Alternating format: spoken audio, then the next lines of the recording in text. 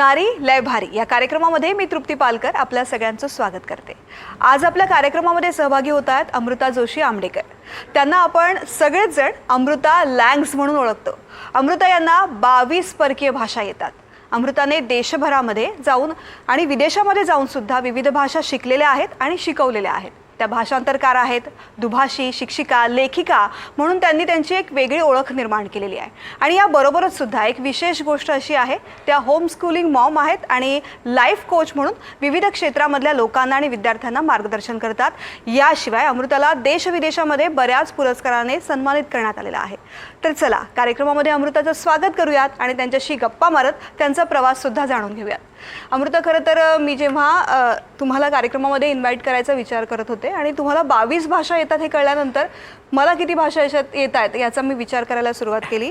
मोजल्या तर त्या फक्त मुठीमध्ये मावल्या। 22 भाषा कशा काय शिकल्या? मी 22 भाषा कशा शिकले हे मी सांगते, पण त्याआधी एक गमतीशीर गोष्ट तुम्ही म्हणालात की आपल्याला भाषा किती येतात तर मुठीत मावतील एवढ्या। तुम्हाला माहिती आहे का, भारतामध्ये आपण सगळेच वी आर बॉर्न पॉलिग्लॉट्स। कारण आपल्याला कमीत कमी 3-4 भाषा तर सहज येतच असतात जन्मल्यापासनं।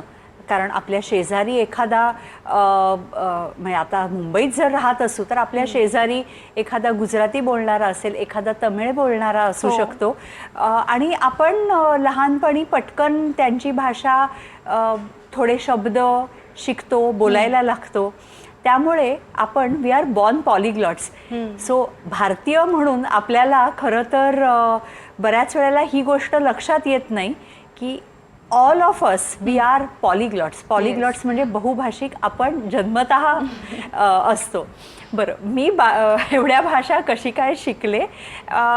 शाळेमध्ये माझा फ्रेंच होतं, पण तेव्हा म्हणजे भाषेकडे बघण्याचा दृष्टिकोन असा होता की पेपर आहे 50 मार्काचा, तेव्हा 50 मार्क्स हिंदी, 50 मार्क्स फ्रेंच। मी इंग्लिश मीडियममधनं SSC बोर्डातनं 10वी केलं, तेव्हा 8वीमध्ये 50-50 मार्काचे असे पेपर असायचे। त्यामुळे अगदी 50 मार्काचं फ्रेंच असं बघितलं, असा तो दृष्टिकोन मिळाले पाहिजे। आणि पण मी काही हुशार नव्हते आणि मार्क मिळवणारे तर अजिबात नव्हते। त्यामुळे ढ कॅटेगरी म्हटलं तरीही चालेल, कारण आपल्याकडे कसं आहे ना, जर मार्क मिळत नसतील तर ढ, त्यामुळे मी ढच होते। आणि मग 10वी झाल्यानंतर मी मॅक्स म्युलर भवनमध्ये माझे आजोबा म्हणजे आईचे वडील मला घेऊन गेले आणि त्यांनी मला तेव्हा मी त्यांना खरं असं म्हटलं होतं की तुम्ही बऱ्यात ना, मला शाळेतलं फ्रेंच झेपलं नाहीये आणि आता जर्मन काय? ते म्हणाले ठीक आहे ना, कदाचित फ्रेंच जमली नसेल, जर्मन ट्राय करून बघ, ती कदाचित येईल। तुला आवडतात ना भाषा, मग give it a go, give it a try. आणि मी मग तिथे जेव्हा गेले मॅक्स म्युलर भवनला, तर मग त्या भाषेच्या प्रेमात पडले की मला शिकवणाऱ्या शिक्षकांच्या प्रेमात पडले की त्या संबंध संस्कृतीच्या की मॅक्स म्युलर भवनच्या, मला माहीत नाही, पण तिकडनं जो काही प्रवासाला सुरुवात झाली त्यानंतर there was no looking back. मग एक एक करून भाषा शिकत गेले। मग जपानी शिकले, मग काही काही भाषा तर 3-3 अशा करून एकत्र शिकले। काही भाषा ऑनलाईन शिकले, कारण तिकडचे काही मित्रमैत्रिणी तयार झाले, भेटले, त्या देशात जाण्याचा योग आला, मग तिकडे कधी कधी भाषा शिकता आली। असं करत करत या भाषा वाढत गेल्या। म्हणजे लहानपणी सुरू झाला हा प्रवास। आणि खरं तर तेव्हा काही लहानपणी मनामध्ये न्यूनगंड नसतो की मला इंग्लिश येत नाही म्हणजे मला परदेशी भाषा शिकता येणार नाही, पण जनरली हा न्यूनगंड प्रत्येकाच्या मनात असतो की इंग्रजी आली तर परदेशी भाषा शिकता येईल। असं काही असतं का? पण असं काहीच नसतं खरं तर। आणि काय आहे ना, आपल्याकडे ना इंग्लिश भाषेवरनं की तुम्ही किती चांगलं किंवा वाईट इंग्रजीत बोलता किंवा वावरतानाही इंग्रजी भाषेचा वापर करता, त्यावरनं तुम्हाला जज केलं जातं। आणि हे जज करणारी परकी माणसं नाहीयेत, ही आपलीच जवळचीच माणसं असतात। त्यामुळे तुम्ही एक बघितलं असेल की आपण कधी कधी विदेशात जातो आणि एखाद्या व्यक्तीला जरी इंग्लिश येतं, आपल्याला येत असतं, पण आपल्याला ना भीती वाटत असते, आपल्याला लाज वाटत असते कोणापुढेही बोलण्याची, कारण आपल्याला पटकन जज केलं जातं. पण मग आपण फॉरेनला कुठे गेलो असू की आपल्याला भीती नाही वाटत, लाज नाही वाटत, आणि आपण त्या तोडकं मोडकं जरी आपण बोललो तरी आपण बोलून जातो, आपली भीड चेपली जाते, कारण आपल्याला माहिती आहे की तो परका माणूस, तो त्या विदेशातला माणूस आपल्याला जज करणार नाहीये, तो मला कमी लेखणार नाहीये. सो ही जी एक भीती आहे ना, ही मनातली आपली दाबली पाहिजे. आणि आपण लहान वयात पटापट का शिकतो? कारण आपल्याला ना, we are not afraid of failures. आपण चुका करायला घाबरत नाही. तेव्हा घडलं होतं. हो, आपण खरंच म्हणजे चुका करायला घाबरत नाही. जसं जसं मोठं होत जातो तसं आपल्याला एक लाज वाटते, भीती वाटते की अरे बापरे, मग काय म्हणतील लोक. पण हा जर विचार आपण बाजूला काढला आणि कोणत्याही वयात जर आपण अगदी लहान मुलांसारखा विचार करून शिकलो की ठीक आहे ना, फार काय होईल, मला जमणार नाही, किंवा काय आहे, 2 माणसं मला हसतील, आपणही त्यांच्याबरोबर हसू, त्यात काय मोठं, हा एक कॉन्फिडन्स आपण आपला स्वतःचा वाढवून जर शिकायचं ठरवलं तर भाषाच काय, मग कोणतीही गोष्ट आपण कोणत्याही वयात शिकू शकतो. जसं तू मगाशी म्हणाली की आपल्या देशामध्ये आपल्या शेजारी वेगवेगळ्या भाषेचे लोक राहत असतात, त्यामुळे सहजपणे आपण वेगवेगळ्या भाषा शिकतो. पण फक्त अगदी महाराष्ट्राचा जरी विचार केला, थोडी सीमा ओलांडली, पश्चिम महाराष्ट्रात जा, उत्तरमध्ये जा, उत्तर महाराष्ट्रामध्ये कोकणात जा, प्रत्येक ठिकाणी भाषेचा लहेजा बदलत जातो. आणि ती भाषा आपण त्या भागात गेल्यानंतर आपण त्याच्याशी मॅच नाही करू शकत. त्यामुळे भाषा शिकल्यानंतर लहेजा येणं सुद्धा महत्त्वाचं असतं. तर तो लहेजा तुझ्या भाषेमध्ये कसा आणू शकलीस, आणि तू इतरांनाही मार्गदर्शन करताना त्यासाठी कसे प्रयत्न करावे हे सांगतेस? सो लहेजा कसा आहे ना की तो तुम्ही शिकणं हे फार एक वेगळी गोष्ट आहे, ती थोडीशी अवघड गोष्ट आहे. पण तुम्ही जेव्हा तो लहेजा शिकता किंवा तो जेव्हा तुम्हाला जमतो आणि तुम्ही त्या पद्धतीने जेव्हा बोलायला लागता, तेव्हा तुम्हाला तिकडची संस्कृती समजलेली असते. कारण कसं आहे ना की अमुक एका पद्धतीने जेव्हा आपण बोलतो, या मागे आपल्याला लक्षात येत नाही, पण त्यामागे तो एक इतिहास आहे, त्यामागे गोष्टी आहेत, त्यामागे काही संस्कृती आहेत, एका पद्धतीचं म्युझिक आहे. कारण आपण जेव्हा गातो त्या गाण्यांमधनं आपण शिकतो. सो म्हणूनच लहान वयामध्ये आपण बडबड गीतांनी आपलं शिक्षणाचा प्रवासाला सुरुवात झालेली असते. याचं कारणच असं आहे की जरी तुम्हाला जॅक अँड जिल वेंट अप द हिल म्हणजे वेंट म्हणजे अच्छा पास्ट टेन्स का, आणि टू गो त्याचा इन्फिनिटिव्ह फॉर्म म्हणजे डिक्शनरी फॉर्म का, हे काहीच माहीत नसतं. पण आपण जॅक अँड जिल वेंट अप द हिल म्हणजे ओके, जॅक अँड जिल कुठल्या तरी हिलवर म्हणजे डोंगरावरती चढलेले आहेत, हे आपल्याला समजलेलं आहे. म्हणजे आपल्याला भाषा समजायला लागते त्या बडबड गीतातनं. त्यामुळे त्याच पद्धतीने जर आपण कोणतीही नवीन भाषा जेव्हा शिकतो तेव्हा त्या भाषेतली गाणी वगैरे आपण जेव्हा गायला लागतो, आणि आता तर OTT प्लॅटफॉर्म्स म्हणा किंवा सोशल मीडियामुळे तुम्ही तिकडचे व्हिडिओज बघू शकता, मूवीज बघू शकता, मग तुम्हाला अजून तिकडची संस्कृती लक्षात येते, त्यांचं कल्चर समजायला लागतं, आणि मग लहेजा आपण पिकअप करायला लागतो. तुम्ही बघितलं असेल की लहान मुलं कार्टून फिल्म्स बघतात फॉरेनच्या, आणि तो इंग्लिश ॲक्सेंट त्यांचा लगेच पिकअप करतात. ह्याचं कारणच ते आहे की तुम्ही जितकं ती भाषा ज्या पद्धतीने तुमच्या कानावर पडत राहते, जितकी पडणार तितकी तुम्ही ते रिप्रोड्यूस करू शकाल, म्हणजे तितक्याच छान पद्धतीने तुम्ही ती बोलू शकता. शुद्ध अशुद्ध कारण बऱ्याचदा अगदी तू मराठी भाषा जरी त्यावर जरी विचार केलास तरी एखाद्या शब्दाचा ल किळ हा उच्चार करायचा हा सुद्धा विचार करावा लागतो. तू इतक्या भाषा शिकलीस, शुद्ध अशुद्ध कसं काय ठरतं मग त्यात? कसं आहे ना की माझ्या मते अर्थात शुद्ध अशुद्ध प्रमाण भाषा हे सगळं जरी खरं असलं आणि हे सगळं या गोष्टी गरजेच्या असल्या तरीही दररोजच्या संवादात माझी भावना तुझ्यापर्यंत पोहोचणं आणि तुझी भावना माझ्यापर्यंत पोहोचणं गरजेचं आहे. म्हणजे पुणेरी भाषेत सांगायचं झालं तर भापो होणं गरजेचं आहे. तर जर भावना आपण पोहोचवू शकलो तर मला नाही वाटत आपण एकमेकांच्या चुका काढून दुरावे निर्माण करण्यात वेळ घालवण्याची गरज आहे. कारण म्हणजे पुलंनी म्हटलेलं आहे की मुंबईची मराठी ही आंग्लोद्भव आहे, पुण्याची मराठी ही संस्कृतोद्भव आहे, आणि नागपूरच्या मराठीवर हिंदीचा प्रभाव आहे. आपली भाषा जसं आत्ता थोड्या वेळापूर्वी तुम्हाला की इतकी बदलत असते आणि आपलीच कशाला. आपण जेव्हा इंग्लिशविषयी म्हणतो, आपण म्हणतो ना ऑस्ट्रेलियन ॲक्सेंट कसं वेगळं आहे, ब्रिटिश ॲक्सेंट वेगळा आहे, Yes. अमेरिकेतला ॲक्सेंट, अमेरिकेत सुद्धा स्टेट वाईज सुद्धा ॲक्सेंट्स केवढे तरी चेंज होतात. इंग्लिश स्पेलिंग्स, अमेरिकन इंग्लिश वेगळं आहे, ब्रिटिश इंग्लिश वेगळं आहे. हे सगळं आपण ॲक्सेप्ट करतो. मात्र आपण मराठीमध्ये जेव्हा बोलायला जातो, असं नको हां, आम्ही की नाही पेला नाही म्हणत, आम्ही की नाही भांडं म्हणतो, पोळी नको चपाती म्हणा, चपाती नको पोळी म्हणा. ह्या छोट्या छोट्या गोष्टींवरनं मी संसार उद्ध्वस्त होताना बघितलेले आहेत, दुरावे निर्माण होतात. सो मला असं वाटतं भाषा ही जर आपल्याला एकत्रित आणण्याचं काम करू शकते, तर आपण एकमेकांच्या चुका काढून दुरावे निर्माण का करावेत. शेवटी भाषा ही फक्त संवादाचं माध्यम आहे खरं हो. तर. आणि पण भाषेबद्दल आपण जेव्हा बोलतो ना त्यावेळेस जनरली आता चर्चा अशा पण होतात की आत्ताची जी पिढी आहे ती आपली भाषा विसरायला लागलेली आहे. आणि खरं तर भारत हा भाषेच्या बाबतीत अतिशय समृद्ध देश आहे. खरं आहे. आपल्या देशात अनेक वेगवेगळ्या भाषा आहेत, जसं आपण मगाशी पण म्हणालो. मात्र खरंच तुला असं वाटतं की आत्ताची पिढी ही आपली भाषा विसरायला लागलेली आहे? कसं आहे ना, प्रत्येक नवीन पिढी ही बदलत असते, बदल हा घडत असतो, म्हणजे change is the only constant, right. आता या नवीन पिढीमध्ये पण बदल घडत आहेत. जर आपल्याला असं वाटतं की आपलं मूल ती भाषा वापरत नाही आहे, तर यामागे आपणच कुठेतरी दोषी आहोत का हे बघणं अधिक गरजेचं आहे. I do not believe in blaming the generation, की आजकालची पिढी काय सतत मोबाईलवर असते, पण आजी आजोबासुद्धा आज मोबाईल घेऊन बसलेले आहेत. त्यामुळे मला कधीही दुसऱ्या व्यक्तीला दोष देणं ह्यावरती मी बिलीव्ह नाही करत. त्यामुळे जर आज पुढची पिढी जर ती भाषा वापरत नाही आहे, तर मग आपणच इथे कुठेतरी कारणीभूत आहोत का.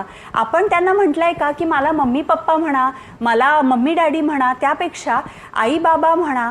आईबाबांच्या व्यतिरिक्त पुढे जाऊन ती भाषा कशी त्यांच्या पुढे तुम्ही आणू शकाल किंवा ती कशी वापरात राहू शकेल. ह्याचा अर्थ असा नाही होता काय रे तू इंग्लिश मिडियमला जातोस ना, मग मराठी मिडियममध्ये गेला नाहीस म्हणून तुझी मराठी एवढी वाईट आहे. अशाच सतत चुका काढण्यापेक्षा प्रोत्साहन देण्याची गरज आहे. आणि प्रोत्साहन म्हणजे हसत खेळत एखादं नाटक बघणं, किंवा तुम्ही सिनेमा जेव्हा बघता तेव्हा एखादा सिनेमा त्या भाषेतला बघणं, किंवा जुन्या काही गोष्टी आहेत मराठीमधल्या किंवा पुलंची नाटकं म्हणा, तर हे सगळं जे आहे तर ते सगळं तुम्ही बघितलं, आपली संस्कृती समजून घेतलीत, आपला इतिहास वाचला, तरी तुम्ही भाषा टिकवू शकता. गोष्टी सांगणं सोपी पद्धत आहे, लहान मुलांना गोष्टी सांगणं आणि गोष्टी मातृभाषेतनं सांगणं, कारण गोष्टी रूपाने भाषा खूप सहज आणि सोप्या पद्धतीने पुढच्या पिढीपर्यंत पोहोचली जाते.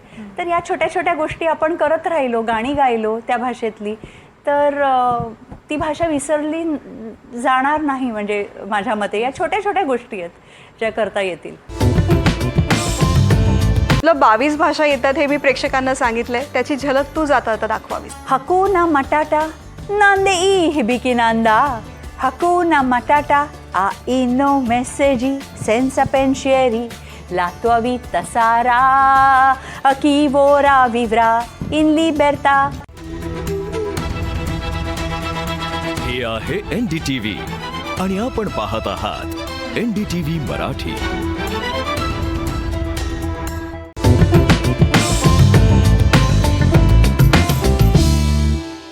भाषा शिकणं तसं फार कठीण प्रत्येकाला वाटतं कुठलीही भाषा शिकताना. तू ज्यावेळेस या भाषा शिकायला सुरुवात केलीस त्यावेळेस कोणती भाषा तुला खूप कठीण वाटली, कोणती भाषा खूप सोपी वाटली आणि असं वाटलं की ही तर आपल्या भाषेपेक्षाही सोपी आहे? कसं आहे ना की कोणतीही भाषा एखाद्या गोष्टीमध्ये अतिशय समृद्ध असली, एखाद्या गोष्टीमध्ये म्हणजे काय ते मी सांगते. एखादी भाषा व्याकरणात खूप समृद्ध असते, एखादी भाषा उच्चारांमध्ये समृद्ध असते, एखादी भाषा लिपीमध्ये समृद्ध असते. म्हणजे काय, चीनी वगैरे घेतली तर आपण बघतो त्यांची लिपी आणि म्हणतो अरे बापरे, चीनी लिपी बघा, जपानी लिपी बघा, मला नाही वाटत मी आयुष्यात शिकू शकेन. ही का भीती वाटते, कारण त्यांची चित्रलिपी आहे आणि ती चित्रलिपी बघून ती इतकी समृद्ध आहे की आपल्याला वाटतं हे शिकायला मी म्हातारी होईन, मला काही ही भाषा जमणार नाही. सेम वे आपली भाषा, मराठी भाषा ही उच्चारांमध्ये समृद्ध आहे, म्हणून आपल्याकडे ल आहे, ळ आहे, ट ट ठ आहे, त थ द आहे. थ द ध आहे. Yes. सो हे सगळे फरक आहेत आपल्याकडे. आता एखाद्या फॉरेनरला जेव्हा आपली भाषा शिकायची असेल, फॉरेनर सोडा, एखाद्या नॉर्थ इंडियनला जरी आपली भाषा शिकायची असेल तरी त्यांना असं वाटतं, आपण मजा करतो की अरे काय ल आणि ळ मधला फरक नाही का कळत. हो. पण कसं आहे ना की ज्याला तो उच्चार करायची सवयच नाहीये किंवा माहितीच नाहीये, हा ळ उच्चार कसा मी तयार करू, उत्पन्न करू, माझ्या जिभेचा वापर कसा करू, तोपर्यंत ते समजत नाही त्यांना. आणि मग आपल्याला वाटतं अरे बापरे, मराठी बोलायला खूपच अवघड आहे, किंवा रशियन म्हटलं किंवा जर्मन म्हटलं, या खूप संस्कृताच्या जवळच्या भाषा आहेत. आणि मग आपल्याला वाटतं की ते व्याकरण खूपच अवघड आहे. आणि मग आपल्याला वाटतं अरे बापरे, रशियन शिकायला मला खूपच वेळ जाणार आहे, जर्मन शिकायला मला खूपच वेळ जाणार आहे. म्हणून मग आपण ठरवतो की अरे बापरे, ही भाषा खूप अवघड आहे. पण खरं अवघड सोपं असं नसतं. जी भाषा ज्या गोष्टीमध्ये जितकी समृद्ध तितकी आपल्याला ती शिकायला थोडा अधिक वेळ द्यावा लागतो, म्हणून आपल्याला असं वाटतं. पण मग देश विदेशातल्या भाषांमध्ये खरंच करिअर करता येऊ शकतं का? कारण तू 22 भाषा शिकलीस, अनेकांना तू आपल्या भाषा शिकवतेस, त्यांच्या भाषा तू शिकतेस, पण करिअर म्हणून या क्षेत्राकडे बघता येऊ शकतं? हो, येऊ शकतं. आता खरं तर बऱ्याच जणांना भीती वाटते की आज ChatGPT आणि गुगल ट्रान्सलेट आणि ह्या सगळ्या जेव्हा गोष्टी आहेत तर एखादा ट्रान्सलेटरची गरज का लागेल. पण अजूनही कसं आहे ना की जिकडे आपण ह्युमन टच म्हणतो किंवा जिथे म्हणतो की एखाद्या 2 कंपन्यांमध्ये समजा कॉन्ट्रॅक्ट होत आहेत आणि हे सगळे कॉन्ट्रॅक्ट्स जे असतात ह्याची सिक्रेसी, प्रायव्हसी मेंटेन केली जाते. तर ही एखादी व्यक्तीच करू शकते, कारण त्याच्याकडनं तुम्ही फार तर फार काय की MOU साईन करून घ्याल किंवा NDA साईन करून घ्याल आणि मग तुम्ही त्याला ट्रान्सलेशनचं काम देऊ शकाल आणि ती व्यक्ती ट्रान्सलेट करू शकेल. पण डेटा प्रायव्हसीचा प्रश्न येतो, म्हणून अजूनही ट्रान्सलेटर्सची गरज लागते, म्हणजे व्यक्तीची गरज लागते. AI मॉडेल फक्त तिथे काम नाही करू शकत. त्यामुळे मोठं करिअर, त्यामुळे अजूनही करिअर आहे या क्षेत्रामध्ये. आणि कसं आहे ना, अजून तरी थोडंसं हा जो आपण म्हणजे ट्रान्सलेशन जे म्हणतो तिकडे अगदी लिटरल ट्रान्सलेशन म्हणजे रेफरन्स टू कॉन्टेक्स्ट जर दिला नाही तर लिटरल ट्रान्सलेशन केलं तर त्या ट्रान्सलेशनला अर्थ लागत नाही.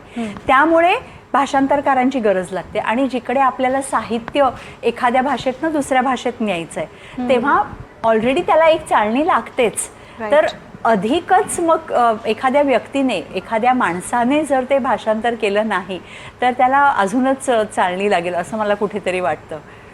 अजून तरी उद्या काय होईल, कारण टेक्नॉलॉजी इतक्या वेगाने बदलते आहे आणि इव्हॉल्व्ह होते आहे, त्यामुळे उद्या उठल्यावर काय असेल मला माहीत नाही.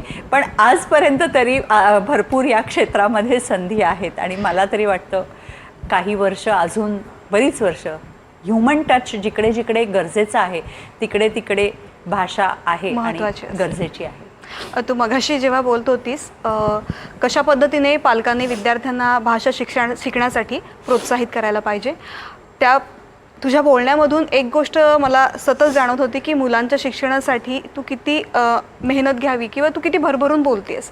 आणि त्यातली मगाशी पण मी इंट्रो करतानाही तुझी एक गोष्ट सांगितली की तू होम स्कूलिंग मॉम आहेस आणि त्याचं तू प्रमोशन करतेस की कशा पद्धतीने ते विद्यार्थ्यांसाठी आवश्यक आहे. तर त्याबद्दल सुद्धा मला जाणून घ्यायला आवडेल. कसं आहे ना की मी होमस्कूलिंग करते, म्हणजे मी आणि माझ्या नवऱ्याने आमच्या मुलाला होमस्कूल केलं. पण मी असं सगळ्यांना नाही सांगू शकत की चला चला आता शाळेतनं काढा आणि होमस्कूलिंग करा. कारण कसं आहे ना, होमस्कूलिंग म्हणजे नेमकं काय हे समजून घेणं खूप गरजेचं आहे. की होमस्कूलिंग म्हणजे काय की तुम्ही दुसरी एक शाळा बनवली आहे का घरी, तर नाही. मग होमस्कूलिंग काय आहे नेमकं, तर एक साधं सोपं उदाहरण द्यायचं तर आपण एखाद्या आईस्क्रीम पार्लरमध्ये गेलो तर आपण दोघी जणी जरी गेलो तरी स्वतःला आपल्याला आवडेल ते आपण आईस्क्रीम घेतो. कोनमध्ये पाहिजे की कपमध्ये पाहिजे की कॅन्डी पाहिजे, त्यावरती स्प्रिंकल्स हवे आहेत का, की त्यावरती कुठला फ्लेवर हवा आहे, फ्रेश फ्रूट्स हवे आहेत का नको आहे, हे इतके विविध प्रकार असतात. म्हणजे आपण किती कस्टमायझेशनचा विचार करतो. कपडे शिवून घेताना, कपडे विकत आणताना ह्या गोष्टीचा विचार करतो. मात्र जिथे जिथे शिक्षणाचा प्रश्न येतो तिथे आपण हा विचारच करत नाही. शेजारचा हॅरी पॉटर वाचतोय, चल तू उद्यापासून हॅरी पॉटर वाचायला लाग. इतकं आपण कॉपी पेस्ट एज्युकेशन सिस्टम केलेली आहे. पण जसं म्हटलेलं आहे की एखाद्या माशाला तुम्ही जर सांगितलं चल रे बाबा झाड चढून दाखव मला, तुला मी मार्क देते, आणि एखाद्या प्राण्याला म्हटलं की जा पोहून दाखव मला, बघू दे अंडर वॉटर किती तू छान पोहू शकतोस, तर ते दोघंही फेल होतील. आणि कारण त्यांना आपण कस्टमाइज केलेलं नाही आहे शिक्षण. So home schooling is customised education, की ज्या मुलीचा जसा पेस आहे, स्पीड आहे, त्या स्पीडनी त्याच्या आवडीनिवडी, त्याचे लाईक्स, त्याचे स्ट्रेंग्थ्स, त्याचे विकनेसेस काय आहेत हे समजून घेऊन त्याला जे एक शिक्षण ऑफर केलं जातं ते होमस्कूलिंग आहे. पण मग बरेच जण आम्हाला विचारतात की मग सोशलायझेशनचं काय, तो मित्र कुठे बनवणार, मैत्रिणी कुठे मिळणार त्याला. पण असं नाही आहे की तुम्ही मित्रपरिवार हा फक्त शाळेतच नसतो, तर तुमच्या अवतीभवती तुम्ही जिथे खेळायला जाता, म्हणजे आता माझा मुलगा टेनिसला जातो किंवा स्विमिंगला जातो, फुटबॉलला जातो, तर तिकडे मित्रपरिवार एक तयार होतो. प्लस आमची होमस्कूलिंगची पण कम्युनिटी आहे, त्यामुळे होमस्कूलिंगचेही मित्रपरिवार तयार झालेलं आहे. सो माझ्या मते तरी तुम्ही मित्र जिकडे जाता तिथे बनवू शकता. आणि हा एक थोडा पर्सनॅलिटीचा भाग आहे. म्हणजे आपण बघतो की 100 विद्यार्थी एका वर्गातनं समजा बाहेर पडलेत, 40 विद्यार्थी एका वर्गातनं बाहेर पडलेत, तर 40 मधले 40 सगळ्यांशी बोलणारे एक्स्ट्रोवर्ट पर्सनॅलिटी नसतं. पण त्यातले काही जण इंट्रोवर्ट असतात आणि they don't like making friends, पण that is a part of their personality trait. So that's about it. आणि खरं तर आई सगळ्यात मोठा गुरु हे मुलांचा असते आणि त्यामुळे ती जास्त मुलांना चांगल्या पद्धतीने ओळखू शकते आणि तितकंच छान पद्धतीने शिकवू शकते. याच मुद्द्यावर मला हा प्रश्न विचारायचा आहे की आमच्या कार्यक्रमाचं नाव आहे नारी लय भारी. नारी लय भारी असतेच, पण प्रत्येकाच्या आयुष्यामध्ये एक अशी दुर्गा असते की जी कायम तिच्यासाठी उभी असते आणि तिच्याकडे जाऊन आपण मनातलं बोलू शकतो, अडचणीमध्ये सांगू शकतो किंवा आनंदामध्ये आपल्यापेक्षाही आनंदी होणारी ती व्यक्ती आपल्या आयुष्यात असते. तर तुझ्या आयुष्यात कोण आहे दुर्गा? अशी ही दुर्गा मी माझ्या आईला म्हणेन, कारण लहानपणी म्हणजे माझा जेव्हा प्रवास घडत होता तेव्हा घडवणारी ती होती. आणि कसं आहे ना की मी स्वतः 12वी नंतर म्हणजे फर्स्ट इयर ला होते तेव्हा डिस्टन्स एज्युकेशन करायला घेतलं मुंबई युनिव्हर्सिटीतनं. म्हणजे बरेच जण असे म्हणायचे की काय गं, म्हणजे अमृताने शिक्षण सोडलं का? तर तेव्हा माझ्या आईने खूप एक छान वाक्य म्हटलं होतं की अमृताने शिक्षण नाही सोडलं, अमृताने कॉलेज सोडलं आहे शिक्षण घेण्यासाठी. किंवा मी एवढ्या भाषा शिकायला लागले तेव्हा लोक म्हणायचे की लोक म्हणजे हेच असे फार काही दूरचे नसतात, हे आपल्याच अवतीभवतीची माणसं असतात आणि म्हणतात ना की कुछ तो लोग कहेंगे, लोगों का काम है कहना. सो तसं चालूच असतं बॅकग्राऊंडला. तर तसंच एक होतं की एवढ्या भाषा शिकले, मग एक ना धड वारंवार चिंध्या होतील. पण माझी आई म्हणाली होती की त्याच चिंध्यांची गोधडी बनते जी आपल्याला ऊब देते. सो ह्या ज्या गोष्टी आहेत ना, हे फक्त डायलॉग्स नाही आहेत, हे एक खंबीरपणे बोललेलं वाक्य आहे जे तुम्हाला कॉन्फिडन्स देतं की हां ठीक आहे, मला माहिती आहे की मी काही गैर करत नाही, मी चुकीचं करत नाही आहे आणि मी करते आहे. त्या प्रत्येक निर्णयाच्या मागे मला सपोर्ट करणारी एक व्यक्ती आहे. हे जरी प्रत्येक व्यक्तीला माहिती असलं ना तरी you can achieve a lot of things. आणि ती अचिव्हमेंट तू आयुष्यामध्ये गाठू शकलीस आईच्या सपोर्टमुळे. खरं तर Yes. जसं कार्यक्रमाला सुरुवात करताना मी म्हटलं की तुला 22 भाषा येतात. कार्यक्रमाची वेळ संपत आलेली आहे, मला तुझे आभार मानायचे आहेत. मात्र एक छोटीशी डिमांड पण करायची आहे की तुला 22 भाषा येतात हे मी प्रेक्षकांना सांगितलंय, त्याची झलक तू जाता जाता दाखवावीस. हो चालेल. सो हकुन मटाटा जे गाणं आहे लायन किंगमधलं, ते मी पहिल्या भाषेत सुरू करून 22व्या भाषेत एंड करेन. चालेल. हकुना मटाटा नांदे ई हिबिकी नांदा, हकुना मटाटा a no messaggi senza pensieri, la tua vita sarà a chi vorrà vivrà in libertà. Hakuna Matata, Hakuna Matata. Che cosa è? Nothing. What's the matter with you? Weißt du, Kleiner, diese 2 Wörter lösen alle deine Probleme. Genau, nimm Pumpo zum Beispiel. Verás, cuando era muy pequeñín, Cuando era muy pequeñín, muy bonito, gracias. Notó que Soliento no le olía muy bien, los demás deseaban alejarse de él. Me dolió no tener un amigo fiel. Un Uniqual, was für Uniqual, sie war katastrophal. Ach nein, so ein Skandal. Und das ewige Hupen, sag uns nochmal von den Ständigen. No, Pumba, ni prijudzieczkak. Oj, ferlot, Hakuna Matata, get el summer bra. Hakuna Matata, chantan rongichi, shansai kaishu. Você debe esquecer, isso é viver e aprender. Hakuna Matata. En français maintenant, ça mot signifie que tu vivras ta vie sans aucun souci. Philosophie, Hakuna Matata. Oh Thank you. Thank you so much. तू कार्यक्रमामध्ये सहभागी झालीस. मला तू जे बोललीस ते खूप सुंदर होतं. किती कळलं हे मी नाही सांगू शकत, पण जे काही तू करिअर घडवलेलं आहे अतिशय सुंदर आहे आणि मला आशा आहे की हा कार्यक्रम बघून प्रत्येकाला असं वाटेल की आपण भाषेमध्ये करिअर करू शकतो. खूप खूप धन्यवाद NDTV मराठीच्या नारी लयभारी या कार्यक्रमामध्ये सहभागी झाल्याबद्दल. मला बोलवल्याबद्दल, मला इथे आमंत्रण दिल्याबद्दल धन्यवाद. नारी लयभारी या कार्यक्रमामध्ये आता वेळ झाली आहे इथेच थांबायची. मात्र ताज्या घडामोडी जाणून घेण्यासाठी आपण पाहत रहा NDTV मराठी.